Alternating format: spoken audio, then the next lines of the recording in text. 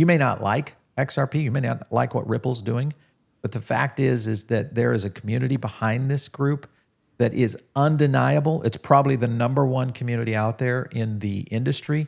And it's probably going to be the one that I think will take it to its next level. When you think about that, Rupert, especially around the XRP Army and the community itself, why do you think it has been so resilient through all of these really bad times? I think it's because the XRP Army can really see the wood through the trees. You know, they understand, which I think many Bitcoiners don't, what XRP is and what it was designed to do. And in some ways, I have sympathy for kind of Bitcoin maximalists in the sense that, you know, Bitcoin really is special. But where they fundamentally go wrong is they try and apply the Bitcoin cover to every other crypto. And that's simply not the case. Right. And a massive testament or a massive accolade and congratulations to Ripple, that obviously founded or started off as OpenCoin and then subsequently later on in 2013 became Ripple. They saw this technology and they saw that Bitcoin was trying to enable a kind of alternative currency system, and the rails upon which that ran was distributed ledgers, a blockchain. They took that and essentially said, instead of using it to facilitate Bitcoin, let's upgrade the entire financial system with it.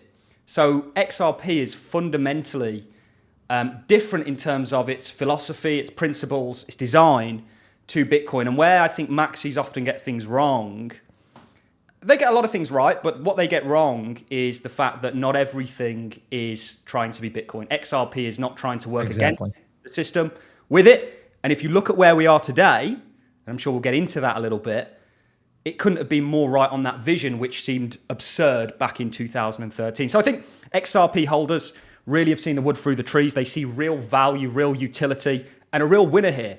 And, you know, I'm happy to be part of that community and happy that, you know, you are also. Well, I think the interesting point to me is the undeniable partnerships, technology. We're going to talk about some of the partnerships here in a little bit. But the tech itself, obviously, Ripple has been very diligent in their efforts. They have not wavered once. And I still attribute the success of Bitcoin, and people think I'm crazy on this, I attribute the success of Bitcoin and crypto specifically to the tenacity of Ripple in that case. They were not going to have it, and they knew that this was the line in the sand. And no matter who you are in crypto, it doesn't matter if you are Solana, Cardano, Avalanche. I've talked to all of the founders and top developers over there. And one thing they always have that is usually very interesting in terms of a statement is they always pay homage to what Ripple did. And that is they fought the early fight. It's, you know, it's the first one through the wall that's the bloodiest. And I think that was where Ripple was. When you look at that case, finally getting to a settlement and this complete pivot of the SEC, Rupert, what do you make of what does this unleash for the ability to Ripple, for Ripple to grow now? Yeah, I mean, there's no barriers to partnering with Ripple anymore. I mean, it's not just the case, it's everything that sort of came very timely in and around it, like the Genius Act, like broader clarity. I mean, the SEC chair, Paul Atkins, now announced Project Crypto. His own words are to enable a new financial era, to bring securities markets on chain. I mean, you're talking hundreds of trillions of dollars. So I think everything's come to a perfect head. And I think in regards to people who, you know, one reason I think you've not seen as many companies publicly embrace crypto is due to fears of regulatory repercussion. For sure. You know? And with the end to this case, certainly as it relates to Ripple and XRP specifically, you're now going to be enabled to see that. The case itself didn't really make that much sense in the sense that Ripple probably was only, whilst the rest of the industry was trying to fight the traditional financial system, Ripple, you know, there's YouTube clips out there of Chris Larson actually at financial hearings in 2015 saying, look, here's what we're doing. We want to get on board. This is why we think it's actually going to benefit the traditional financial system and regulators instead of take away from it.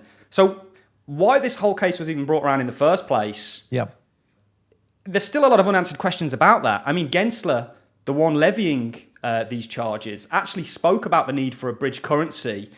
back at the Peterson Institute in the case of, I believe, sending currency from Tanzania to Nigeria. He said, you're going to need an intermediary, and some of these cryptos are enabling it. And then he goes to penalize the very company actually solving that real world use case. Right. Strange, right? Very, very strange.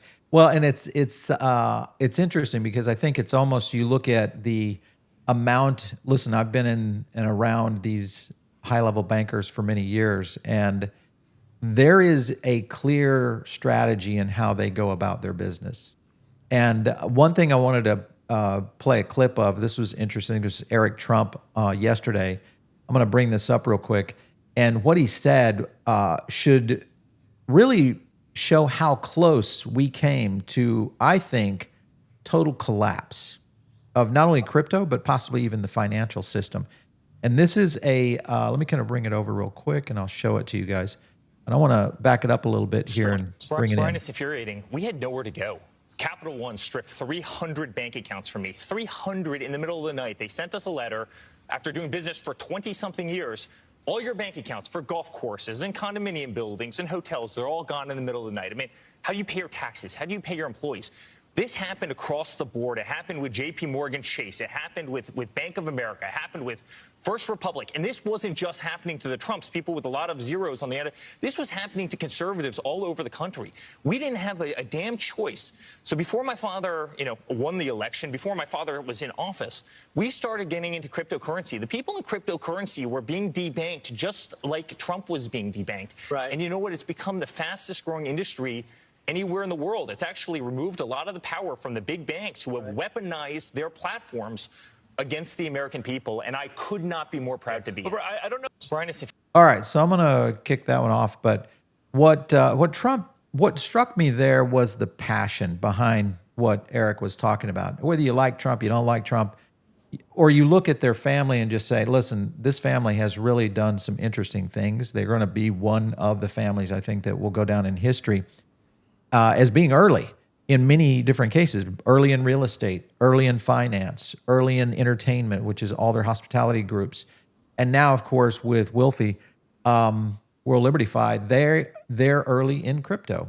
But he drew something up that I think is very close to the XRP Army, and that is this idea that the system has always been working against people. And if they can work against people like the Trumps, imagine what they're doing against the average Joe. So this is the thing that I think crypto just brings, this leveling. Do you think we are finally at that point where the banks and the current institutional system has finally realized maybe there's a different way?